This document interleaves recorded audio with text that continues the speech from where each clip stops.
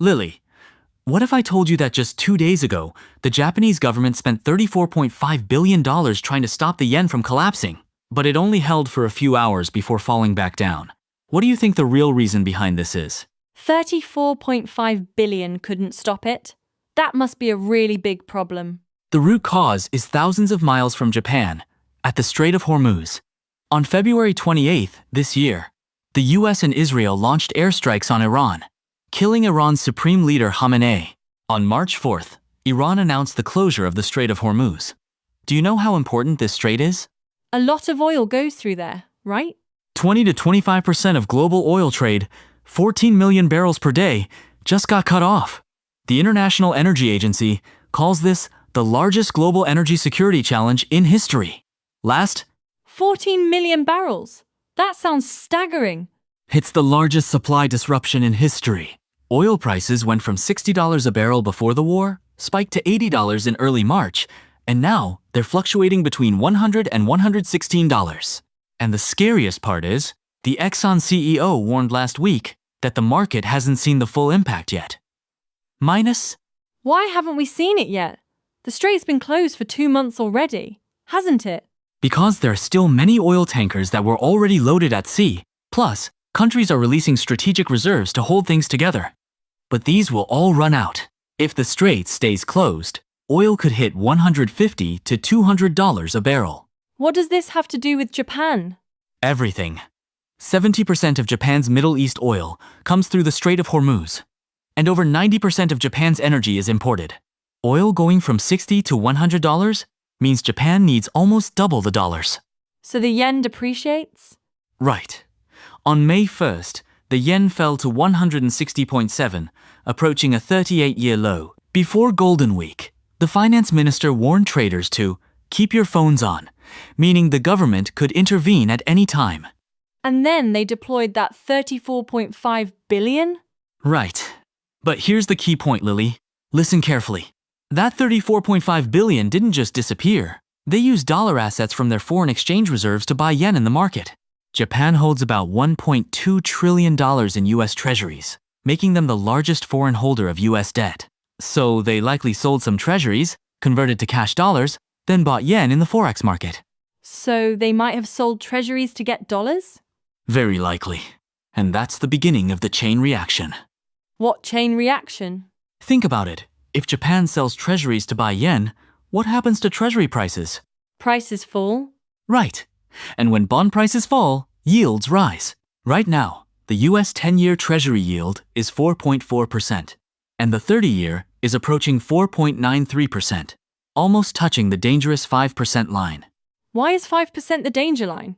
Because that's when it starts affecting the stock market. We'll explain that in detail. But first, remember this. Japan hasn't just intervened once.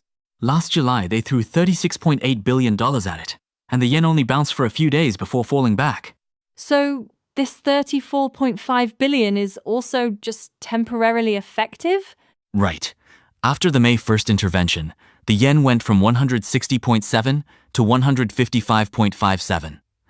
But the next day, it was back around 157. The market didn't buy it at all. Why didn't the market buy it? Because the fundamental problem isn't solved. The Strait of Hormuz is still closed. Oil is still over $100. Japan still needs more dollars to buy oil. Intervention is just fighting the tide. You can't hold it back. What if they're forced to intervene again? That's the key point we want to make today. If Japan keeps intervening, keeps selling treasuries for dollars, what happens? Treasury yields keep rising. And when yields rise, it directly affects your stocks and retirement accounts. My stocks? But I heard US stocks just hit new highs? Exactly! That's the weirdest part. The S&P 500 hit an all-time high of 7,022 in mid-April, completely erasing all the March war losses. So why should we worry? Because the reason stocks are rising is that investors are betting on something. Betting on what? Betting Trump will end the war quickly. There's a market saying called taco, meaning Trump always chickens out. Investors are betting Trump won't let the war drag on because high oil prices hurt the economy. What if they're wrong? If the war drags on longer, oil prices keep rising. Japan and other Asian countries are forced to keep selling treasuries. Your retirement account, 401k. Stock funds all will be affected. Corey, I don't really understand why rising treasury yields affect stocks. This is a very important concept.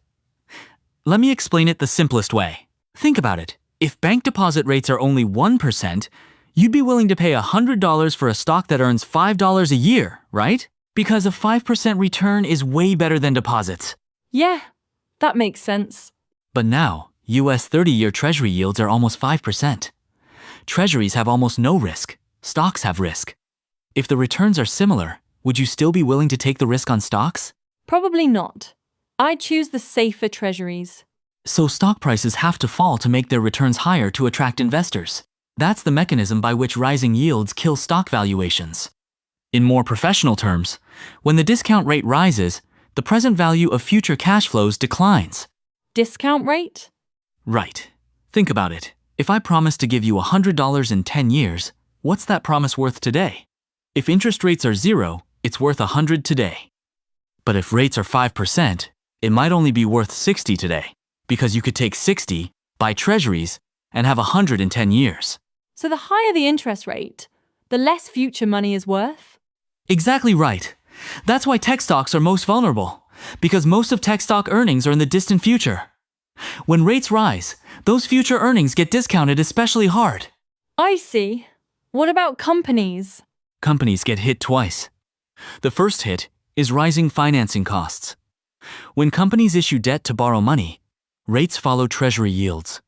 Higher rates mean more expensive borrowing, and interest eats into profits. What's the second hit? The second hit is rising operating costs. Oil going from $60 to $100 means companies' raw material costs and transportation costs all increase. Squeezed from both sides, corporate profits get compressed. So stock prices fall? In theory, they should. But stocks are still hitting new highs now because investors are betting the war will end quickly.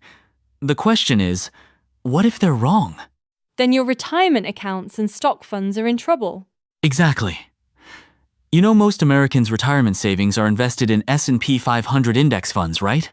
If the market crashes due to rising yields, your retirement account could shrink 30 to 40%. 30 to 40%? That's terrifying. And the most vulnerable are high-growth tech stocks. You know why? Why? Because tech stock valuations are based on earnings that won't materialize until the distant future. When yields rise, future cash flows get heavily discounted. For example, if an AI stock has a P/E ratio of 100 times, every 1% yield increase could drop valuations 10 to 20%. But aren't AI stocks really hot right now? Right. That's why stocks are still rising. AI stocks make up nearly half of S&P 500 market cap, and investors are very optimistic about AI. But this optimism is built on the assumption the war will end quickly. What if the war drags on longer? If the war drags on, oil prices move toward $150, $200. Japan and other Asian countries are forced to keep intervening, keep selling treasuries. Treasury yields could break through 5% or even higher. At that point, the stock market's valuation model collapses. It sounds like a ticking time bomb. Exactly. And the fuse for this bomb is at the Strait of Hormuz. As long as the strait stays closed and oil prices stay elevated, this vicious cycle continues. What vicious cycle? Let me walk you through it.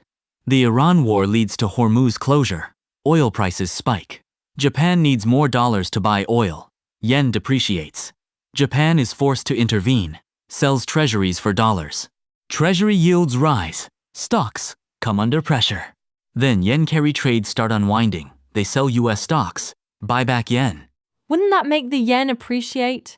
Temporarily. But the problem is, oil prices are still high. The war hasn't ended. So a few days later, the yen starts depreciating again. Japan is forced to intervene again. Then they sell treasuries again? Yields rise again? Right. That's the vicious cycle. And each cycle makes the problem worse. The first intervention might have some effect, but the second, third times become less and less effective. Because the market has seen through the government's playbook and knows it's just buying time. So the market will react in advance? Right. Traders think, since Japan will have to intervene eventually anyway, why not short the yen now, then close my position for profit when the government intervenes? This speculative behavior accelerates yen depreciation, forcing the government to act sooner. So it becomes a battle between government and speculators. Exactly. But think about it. The government's foreign exchange reserves are limited, while speculator capital flows globally. When speculators smell blood, they swarm in like piranhas attacking the yen. That's why the finance minister warned traders to keep your phones on. The government knows Golden Week has low market liquidity and is most vulnerable to attack. It sounds like the government is already very passive. Extremely passive. And the Exxon CEO has already warned that the market hasn't seen the full impact yet. The tankers and strategic reserves propping things up will eventually run out. And at that point, oil could really hit $150-200. What happens then? By then, Japan's foreign exchange reserves might not hold. They'd be forced to let the yen depreciate. Treasury yields might break through 5% or even higher. The stock market might crash because the valuation model completely breaks down. What should ordinary people do? That's the core concept we want to share today. Your retirement account, your 401k, your stock funds are all exposed to this bet right now. Betting Trump will end the war quickly. Betting Hormuz will reopen soon. Betting oil prices will fall. But what if the bet is wrong? If the bet is wrong, your assets could shrink 30 to 40%. That's when the value of physical gold and silver becomes apparent. Why? Because physical gold and silver don't bet on either side. They don't bet the war will end, and they don't bet it will continue. They're just a tool for hedging systemic risk. What's systemic risk? Systemic risk is the risk that the entire financial system could have problems. When the stock market crashes due to rising yields, when bonds lose money due to falling prices, physical gold and silver actually appreciate because everyone rushes to get real stores of value. Are there historical examples like this? Yes. During the 1970s energy crisis, gold went from $35 an ounce to $850, a 24-fold increase. That was also due to Middle East war driving oil prices up, triggering global inflation and recession. So allocating to physical gold and silver is to hedge this kind of risk? Absolutely right. Allocating to physical gold and silver isn't for short-term profits, but to ensure your family's wealth isn't destroyed by systemic risk when the environment becomes turbulent. But aren't gold and silver prices already high now? Gold hit a record high of $5,405 an ounce in January this year. Now it's back down to around $4,600, but that's still up 42% from last year. Silver went from $30-something last year to around $75 now, up over 100%. Is it still appropriate to buy now? Remember one thing. Central banks also know gold and silver prices are high, but they're still buying.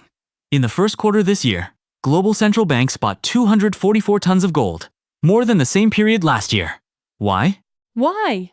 Because they're not looking at gold's short-term price, but the long-term risk of the fiat system. When you know the entire system might have problems, gold is worth buying no matter how expensive, because fiat currency might be worth even less. I see.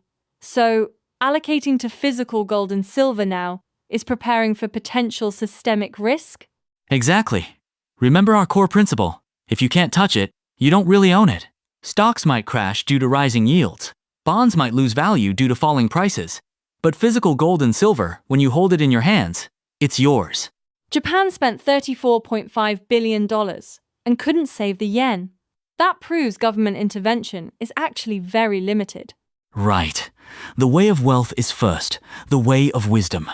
See clearly that the Iran war isn't a distant Middle East problem, but systemic risk that directly affects your stocks, bonds, and retirement accounts. When the entire financial system is riding on this bet, you need a safe haven that doesn't bet on either side. And physical gold and silver are that safe haven. Bye. Bye.